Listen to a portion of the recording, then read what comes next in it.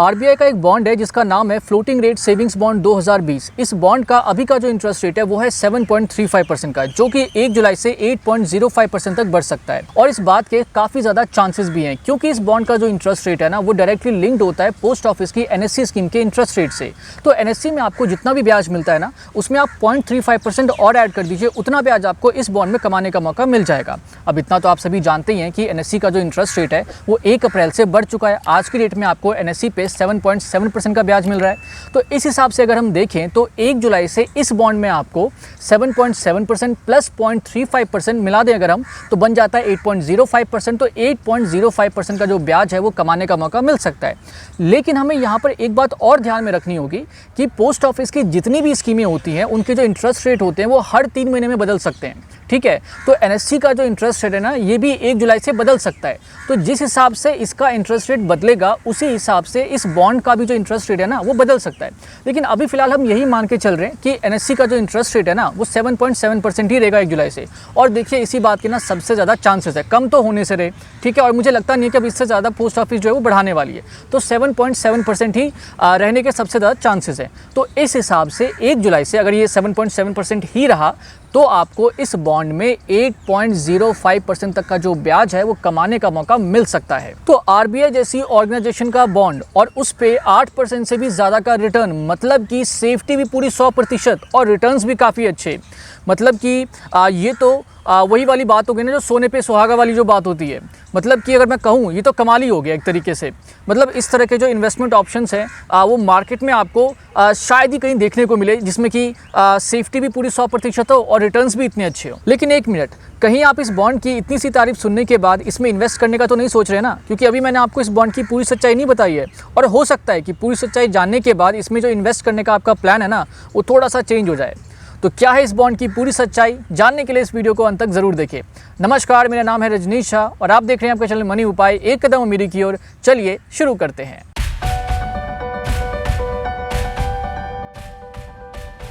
तो सबसे पहले इस बॉन्ड की जो कुछ बेसिक डिटेल्स हैं उनको थोड़ा सा डिस्कस कर लेते हैं, ताकि जिन लोगों को इस बॉन्ड के बारे में ज़्यादा कुछ नहीं पता तो उनको भी एक रफ आइडिया मिल जाए कि ये बॉन्ड क्या और किस तरह से काम करता है।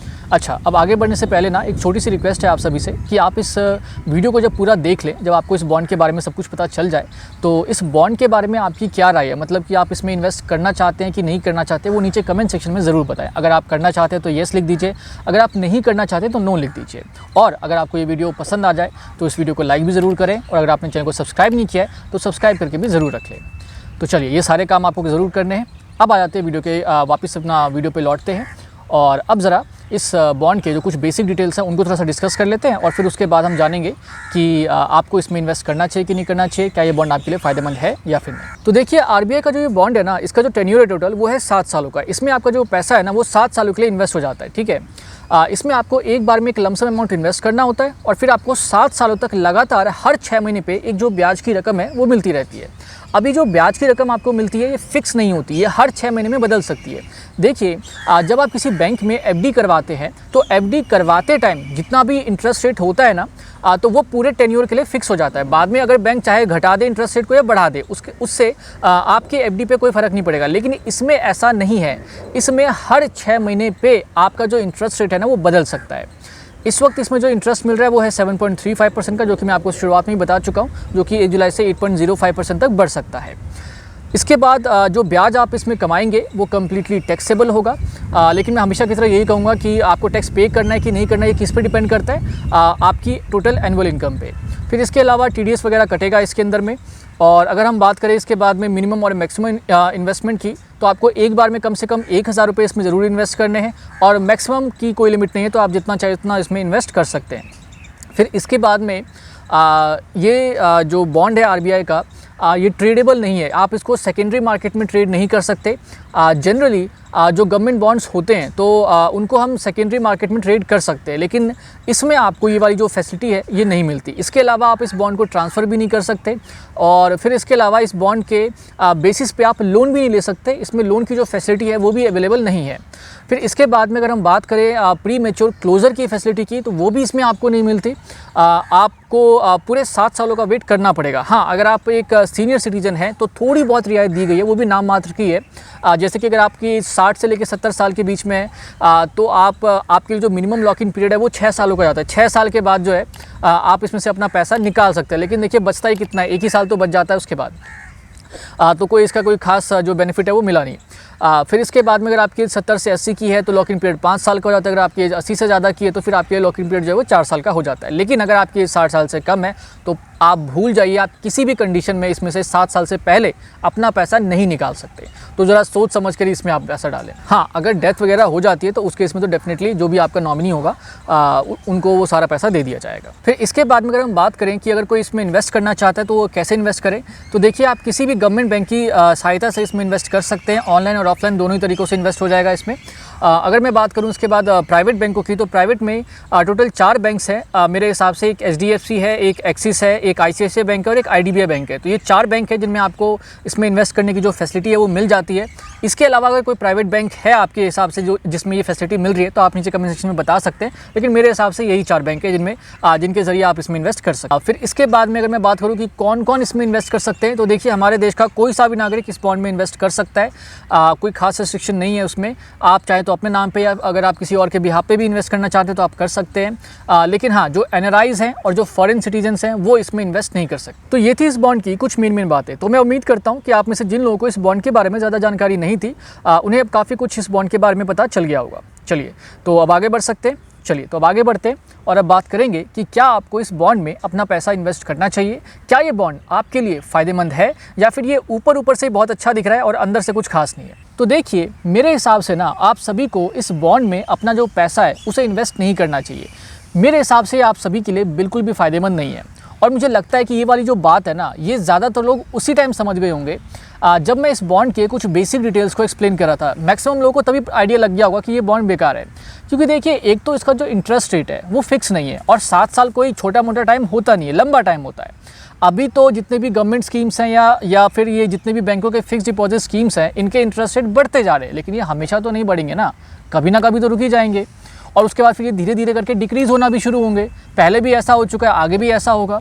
तो मान लो कि अगर साल 2 साल के बाद ये जो इंटरेस्ट रेट अभी बढ़ते जा रही है धीरे धीरे करके डिक्रीज़ होना शुरू हो जाए और जब तक ये इसका मैच्योर होने का टाइम आए 7 साल के बाद, तो उस टाइम तक ये जो 8.05% का भी मिलेगा, अभी उसका भी कुछ हुआ नहीं है अनाउंसमेंट, लेकिन अगर मान लो मिलेगा तो वो भी धीरे धीरे करके गिरते गिरते अगर मान लो 7% पे आ जाए, 6.5% पे गिर के आ जाए, तो हमारा तो नुकसान ही हो गया ना उसमें बैठे बैठे।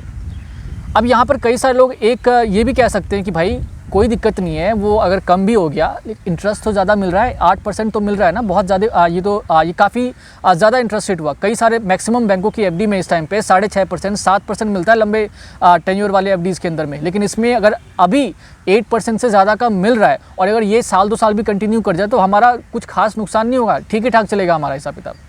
तो भाई देखिए आपको ना यहाँ पर एक बात ये भी समझनी होगी, यहाँ पे ये ज़्यादा इंटरेस्ट रेट का जो खेल है ना, ये ऊपर से ही दिख रहा है, ये एक्चुअली में अंदर से ऐसी बात नहीं है।